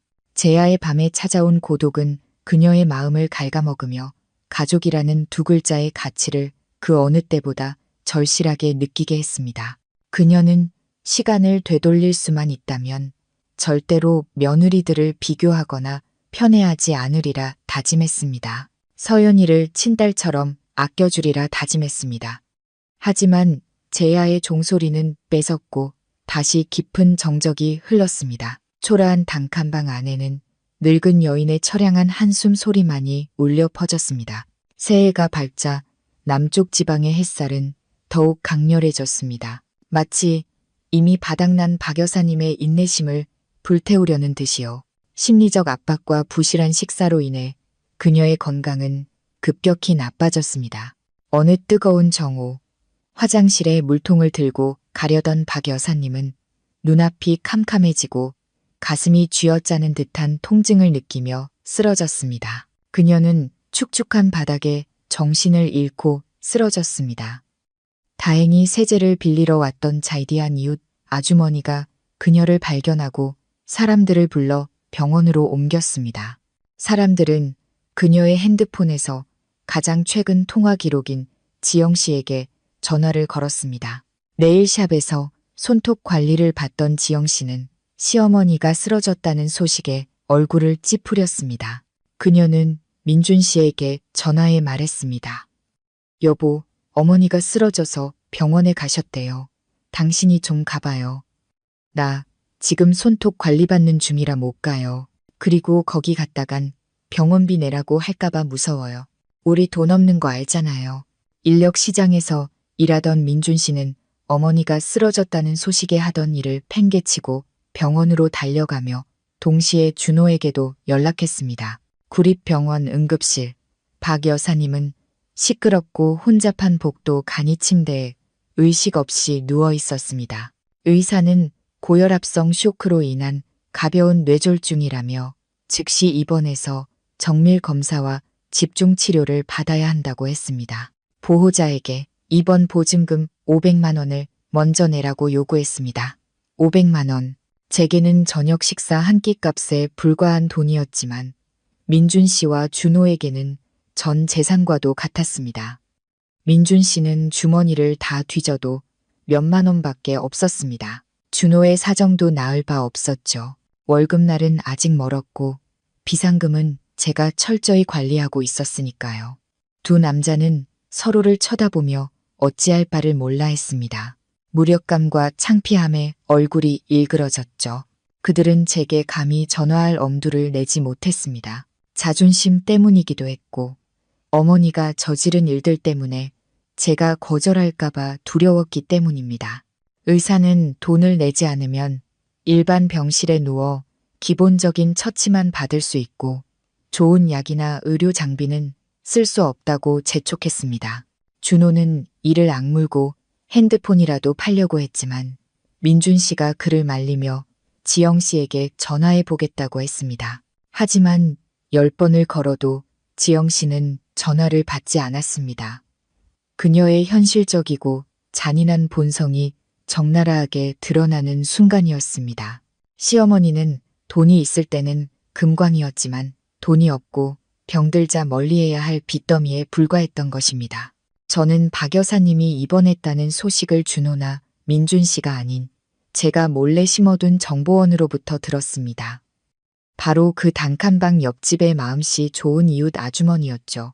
저는 어머니가 이사간 첫날부터 그녀를 만나 어머니를 잘 살펴달라고 부탁해 두었던 것입니다. 소식을 듣자마자 저는 중요한 회의를 중단하고 병원으로 달려갔습니다. 병원에 도착하니 준호와 민준 씨가 복도 의자에 앉아 절망적인 표정으로 머리를 쥐어뜯고 있었습니다. 저는 그들에게 바로 가지 않고 원무과로 직행했습니다. 저는 플래티넘 카드를 꺼내 병원비 전액을 결제하고 박 여사님을 가장 좋은 1인실로 옮겨달라고 요청했습니다. 24시간 간병인도 고용했죠. 의사에게는 가장 좋고 비싼 약을 써서 후유증 없이 빨리 회복하실 수 있도록 해달라고 부탁했습니다. 모든 수속을 마친 뒤 저는 응급실 유리창 너머로 멀리서 어머니를 바라봤습니다. 그녀는 조용한 병실로 옮겨져 링거를 맞고 있었습니다. 창백했지만 고통스러운 기색은 덜해 보였습니다. 그제야 간호사에게서 모든 비용이 지불되었다는 소식을 들은 준호와 민준 씨는 어리둥절한 표정으로 주위를 둘러보다가 복도 끝에 서 있는 저를 발견했습니다. 준호는 제게 달려와 저를 껴안고 엄마를 찾은 아이처럼 엉엉 울었습니다. 서연아, 고마워. 내가 어머니를 외면하지 않을 줄 알았어. 미안해. 나랑 형은 정말 쓸모없는 놈들이야. 민준 씨도 다가와 고개를 숙이고 나지막이 말했습니다. 재수 씨, 고마워요. 형님 내외가 재수 씨한테 어머니 목숨을 빚졌어요. 저는 준호의 팔을 떼어내고 구겨진 옷을 바로잡으며 차분하지만 단호한 목소리로 말했습니다. 내가 이 일을 하는 건 당신들 때문이 아니에요. 죽어가는 사람을 보고 못 본 척 할 수 없는 내 양심 때문이고 어쨌든 그분은 내 아이의 할머니니까요. 하지만 명심해요. 이 병원비는 빚으로 기록해 둘 거예요. 나중에 당신들이 일해서 갚아야 해요. 공짜는 없어요. 어머니 간병은 전문가를 고용했으니 당신들은 걱정 말고 돈 벌러 가세요. 어머니가 깨어나셨을 때 쓸모없이 울고 있는 두 아들 모습을 보여서 더 마음 아프게 하지 말고요. 저는 병실에 들어가지 않았습니다. 지금 제 등장이 어머니를 흥분시키거나 은혜를 베푸는 것처럼 느끼게 하고 싶지 않았습니다. 저는 그녀가 최고의 치료를 받되 지난 일에 대한 죄책감을 마음속 깊이 간직하기를 바랐습니다. 저는 돌아섰습니다. 제 구두굽 소리가 차가운 병원 복도에 울려 퍼졌고 제 뒤에는 존경과 뒤늦은 후회로 가득 찬 눈으로 저를 바라보는 두 남자가 남았습니다. 저는 가장 큰 폭풍이 지나갔고 이제 폐허 속에서 선한 싹이 돋아나기를 기다릴 때라는 것을 알았습니다. 병마의 폭풍이 지나간 지 일주일 후 박 여사님은 퇴원했습니다. 저는 마중 나가지 않고 준호와 민준 씨가 직접 어머니를 단칸방으로 모시게 했습니다. 의사는 건강이 많이 회복되었다고 했지만 정신적 충격은 그리 쉽게 가시지 않을 것임을 알았습니다. 그날 오후 제가 퇴근했을 때 경비 아저씨가 제게 봉투 하나를 건넸습니다. 꼼꼼하게 봉해진 봉투 겉면에는 며느리 서연에게라고 정성스럽게 적혀 있었습니다. 저는 봉투를 들고 방으로 올라와 저녁 노을이 비치는 창가에 앉았습니다. 봉투를 열자 값싼 줄공책 종이가 나왔습니다. 아마 단칸방 이웃에게서 얻은 것이겠죠. 예전에 쇼핑 영수증에 거만하게 서명하던 필체와는 달리 할머니의 글씨는 떨렸고 눈물에 번진 자국도 있었습니다. 그녀는 이렇게 썼습니다. 서연아, 네가 이 글을 읽을 때쯤이면 나는 다시 나의 좁은 단칸방으로 돌아와 있겠지. 널 만날 용기도, 용서를 구할 염치도 없구나. 내가 너에게 지은 죄가 너무나 크기에. 병원 침대에 누워 푹신한 매트리스와 따뜻한 이불, 좋은 약과 친절한 간호사의 보살핌을 받으며 이 모든 것이 내 피땀으로 이룬 돈 덕분이라는 것을 깨달았다. 나는 누워있는 내내 눈물이 속으로 흘렀어. 너무나 부끄러웠단다. 그녀는 병실 천장을 바라보며 지난 3년간 제가 베풀었던 모든 것을 떠올렸다고 했습니다. 너는 말이 없고 내가 돈을 낭비할 때마다 미간을 찌푸렸지만 단 한 번도 나에게 영양제 하나, 옷 한 벌 부족하게 한 적이 없었지. 그런데 나는 눈이 멀어 지영이의 공허한 아첨에 속아 넘어갔다. 나는 네가 차갑다고, 내 돈이 무정하다고 비난했지. 정작 위기가 닥쳤을 때 내가 하늘처럼 떠받들던 지영이는 흔적도 없이 사라졌고 내가 그토록 무시했던 며느리가 내 목숨을 구해줬구나. 편지에는 빌라로 돌아가게 해달라는 말이나 돈을 더 달라는 요구는 한마디도 없었습니다. 그녀는 나도 늙었지만 아직 힘이 남아있으니 폐지를 줍거나 부업이라도 해서 내 힘으로 살아보겠다. 더 이상 너에게 짐이 되기도 힘들게 사는 민준이 내외에게 폐를 끼치기도 싫다고 했습니다. 다만 한 가지, 가끔 전화로라도 손주 얼굴을 볼 수 있게 해준다면 그것만으로도 나는 만족하겠다. 편지 끝에는 너의 어머니 정숙이라고 떨리는 글씨로 적혀 있었습니다. 평생의 후회가 담겨 있는 듯 했습니다. 편지를 다 읽은 저는 그것을 접어 가슴에 얹었습니다. 마음속에 안도감이 퍼졌습니다. 승리자의 쾌감이 아니라 모든 것을 내려놓는 평온함이었습니다. 결국 제 목적은 그녀를 괴롭히는 것이 아니라 그녀의 양심을 일깨우는 것이었으니까요. 그리고 이 혹독한 수업은 효과가 있었던 것 같습니다. 거만하고 허영심 많던 박 여사님은 죽고 이제 잘못을 뉘우치고 진정한 가족애를 갈망하는 한 늙은 어머니만 남았습니다. 저는 박 여사님이 폐지를 죽게 내버려 두지 않았습니다.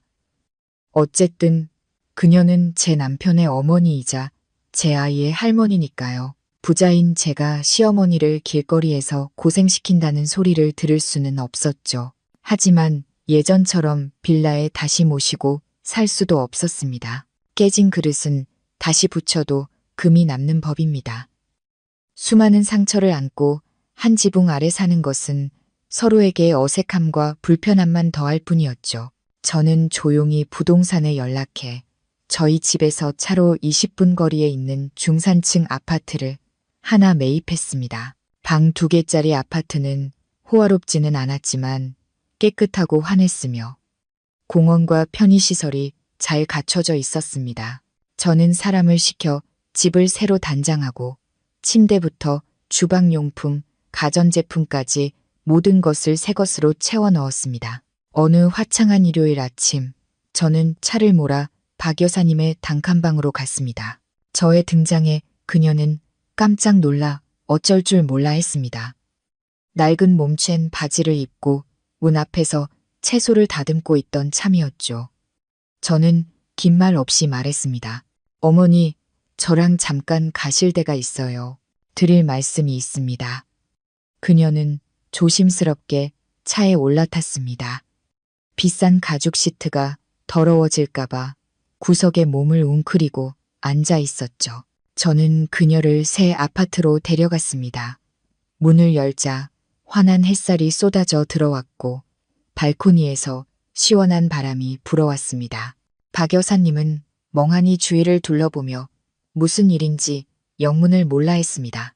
저는 테이블 위에 열쇠 꾸러미를 올려놓고 그녀의 눈을 똑바로 보며 차분하지만 단호하게 말했습니다. 이 집은 제 명의로 샀지만 어머니께서 사시라고 마련한 곳이에요. 더 이상 어머니와 함께 살 수는 없어요. 서로에게 더 상처 주지 않으려면 각자의 공간이 필요하니까요. 하지만 제가 평생 이 집에서 어머니를 봉양하겠습니다. 박 여사님은 열쇠 꾸러미와 저를 번갈아 보더니 눈물을 터뜨렸습니다. 그녀는 제 다리를 붙잡고 무릎을 꿇으며 울었습니다. 서연아, 네가 나한테 너무 잘해주는구나. 나는 자격이 없어. 내가 그렇게 못되게 굴었는데 어떻게 나를 이렇게까지 챙겨주는 거니? 저는 그녀를 일으켜 푹신한 소파에 앉혔습니다. 어머니, 그런 말씀 마세요. 과거는 과거일 뿐이에요. 제가 이렇게 하는 건 제 책임이기도 하고 우리 가족이 평화롭게 지내길 바라기 때문이에요. 이제 여기서 편안히 지내세요. 매달 생활비는 충분히 보내드릴게요. 다른 사람에게 나눠줄 만큼 넉넉하지는 않겠지만 부족하지도 않게 해드릴게요. 제 해결책은 양쪽 모두에게 최선이었습니다. 박 여사님은 품위 있는 거처를 얻어 가난에서 벗어났지만 더 이상 낭비하거나 허세를 부릴 기회는 없었죠. 저는 안전거리를 확보해 제 사생활을 지키면서도 며느리의 도리를 다했습니다. 가장 중요한 것은 그녀가 이 집이 제 의무가 아닌 제가 베푸는 은혜라는 것을 깨닫고 과거에 소유했던 그 어떤 재산보다도 이 집을 소중히 여겼다는 점입니다. 제가 박 여사님을 위해 집을 사들였다는 소문은 금방 퍼졌습니다. 소식을 들은 지영 씨는 충격으로 말을 잃었습니다. 그녀는 이체 내역 공개 사건 이후 제가 시어머니를 단칸방에서 죽도록 내버려 둘 것이라고 생각했죠. 제가 그렇게 현명하고 인간적으로 대처할 줄은 상상도 못했습니다. 제 행동은 지영 씨의 좀스럽고 이기적인 계산에 큰 충격을 주었고 모든 친척 앞에서 그녀를 부끄럽게 만들었습니다. 시댁 고모들은 저를 칭찬하기 시작했습니다. 서연이는 부자인데도 정이 깊어. 늙은 사람 탓하지 않고 이치에 맞게 일을 잘 처리하네. 반대로 그들은 지영 씨를 경멸의 눈초리로 쳐다봤습니다. 지영이는 큰며느리라는 애가 입만 살아서는 어머니 아플 땐 코빼기도 안 비치더니 이제 동서가 집 사들이니까 또 뭐 얻어먹을 거 없나 하고 들러붙겠지. 하지만 이번에 지영 씨는 정말로 변했습니다. 아마도 만천하에 민낯이 드러난 수치심과 시어머니가 자신 때문에 죽을 뻔했다는 죄책감이 그녀 안에 남은 마지막 인간성을 일깨웠나 봅니다. 지영 씨는 저를 찾아올 용기는 없었지만 박 여사님의 새 아파트에는 자주 드나들기 시작했습니다. 더 이상 화려한 옷 대신 수수한 옷차림으로 자신의 돈으로 산 채소와 생선을 들고 와 시어머니를 위해 밥을 지었습니다. 그녀는 예전에는 손도 까딱 안 하던 집 청소와 빨래를 도맡아 했습니다. 지영 씨는 일하면서 울었습니다. 그녀는 나지막이 어머니께 사과했습니다. 어머니, 제가 잘못했어요. 제가 너무 욕심 많고 어리석었어요. 동서 돈 빼먹는 게 똑똑한 짓인 줄 알았는데 그게 어머니를 이렇게 고생시킬 줄은 몰랐어요. 박 여사님은 큰며느리를 보며 마음이 누그러졌습니다. 그녀는 자신도 한때 똑같이 탐욕스러웠다는 것을 이해했기 때문이죠. 얘야, 이제라도 깨달았으면 됐다. 우리 모녀가 이제 정신 차렸으니 서연이한테 부끄럽지 않게 준호랑 민준이가 사람들 앞에서 고개 들고 살 수 있게 착실하게 살자꾸나. 지영 씨의 변화는 비록 늦었지만 긴장되었던 가족 분위기를 완화하는데 큰 도움이 되었습니다. 그녀는 SNS에 허세를 부리는 대신 온라인 쇼핑몰을 운영하며 남편을 도와 생활비를 벌기 시작했습니다. 돈 때문에 깨졌던 한 가족이 가장 소박하고 진실된 방식으로 다시 회복되고 있었습니다. 모든 것이 안정된 후 저는 박 여사님의 새 아파트에서 가족회의를 소집했습니다. 이번에는 준호, 민준, 지영, 그리고 박 여사님까지 모두 참석했습니다. 분위기는 더 이상 예전처럼 무겁거나 날카롭지 않고 차분하고 진지했습니다. 저는 가장 상석에 앉아 가족의 새로운 규칙을 선포했습니다. 이제부터 어머니를 봉양하는 것은 저 혼자만의 책임이 아니라 우리 삼형제의 공동 책임입니다. 이 집은 제가 사들였으니 제 역할은 이것으로 충분하다고 생각합니다. 앞으로 어머니의 관리비와 생활비는 준호 씨와 아주버님께서 각자 월급에서 절반씩 부담해 주세요. 준호와 민준 씨는 서로를 쳐다보더니 고개를 끄덕였습니다. 그들은 책임을 부여받았다는 사실에 오히려 마음이 가벼워졌습니다. 그것이 가족 안에서 남자의 자존심을 되찾을 유일한 방법이었기 때문이죠. 민준 씨가 말했습니다. 재수 씨 말이 맞아요. 제가 대리운전을 더 뛰어서라도 매달 어머니 식비로 30만 원씩 보태겠습니다. 준호도 적극적으로 나섰습니다. 나도 담배 끊고 커피 줄여서 매달 30만 원씩 내고 어머니 약값은 내가 책임질게. 저는 지영 씨를 돌아보며 부드럽지만 위험 있는 목소리로 말했습니다. 그리고 형님께 돈을 내라고는 하지 않겠습니다. 형편이 어려운 걸 아니까요. 하지만 형님은 맏며느리시니 어머니 외롭지 않으시게 자주 찾아뵙고 말벗이 되어주세요. 돈은 계산하지 않겠지만 정과 관심은 공평해야 한다고 생각합니다. 지영 씨는 눈물을 글썽이며 고개를 숙였습니다. 그녀는 더 이상 계산 없이 며느리의 도리를 다하겠다고 약속했습니다. 새로운 규칙이 세워졌습니다.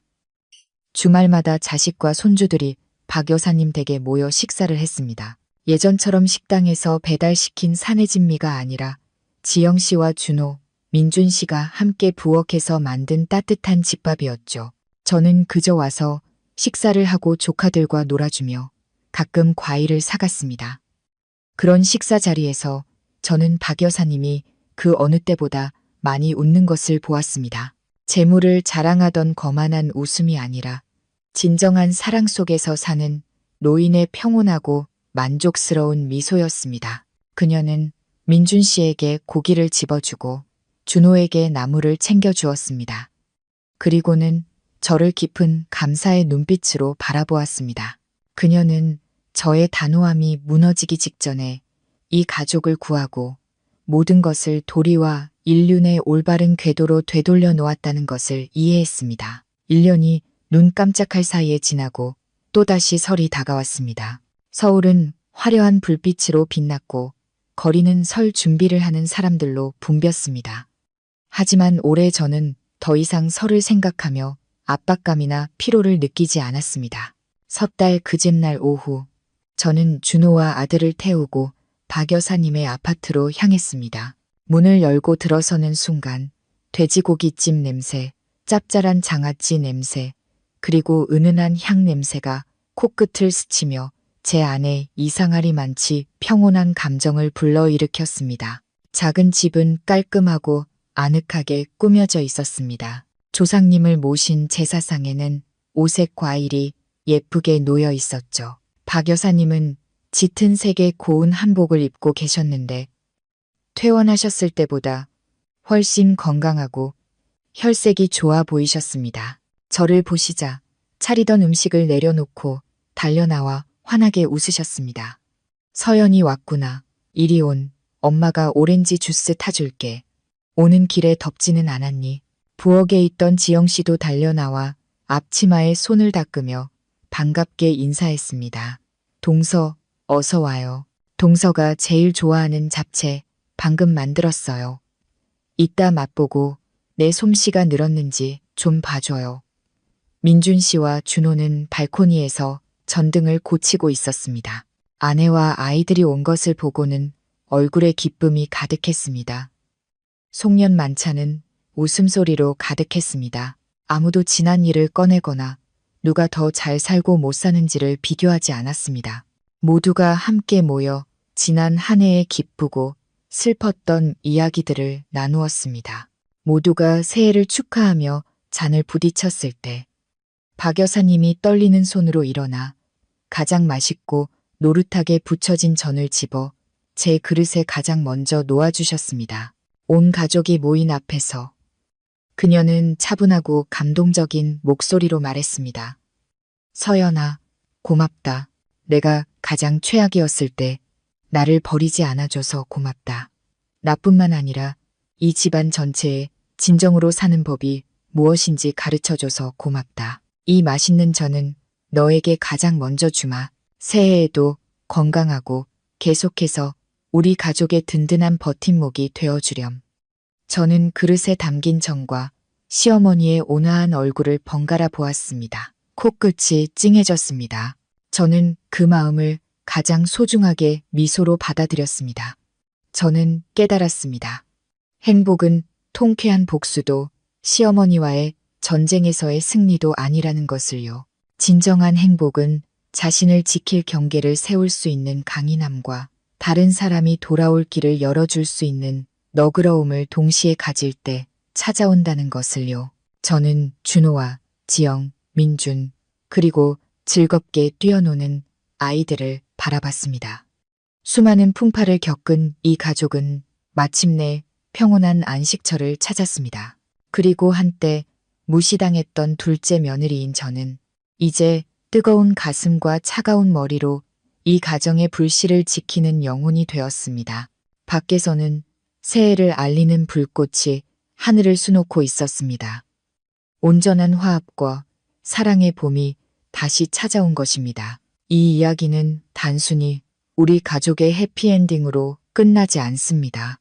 돈이 쉽게 핵심 가치를 흐리게 하는 현대사회에서 진정한 가족의 가치에 대한 깊은 교훈을 남깁니다. 첫째는 자립과 자존감의 힘에 대한 교훈입니다. 현대 여성이 존중받기 위해서는 먼저 자신을 소중히 여기고 경제적, 정신적으로 독립해야 합니다. 맹목적인 희생이나 돈으로 평화를 사려는 시도는 일시적인 해결책에 불과합니다. 행복은 관계 속에서 명확한 원칙과 경계를 세울 용기가 있을 때 비로소 견고해집니다. 둘째는 효와 사랑에 대한 교훈입니다. 효도는 혀끝의 달콤한 말이나 겉으로 드러나는 화려함이 아니라 깊은 이해와 나눔, 그리고 실질적인 행동에 있습니다.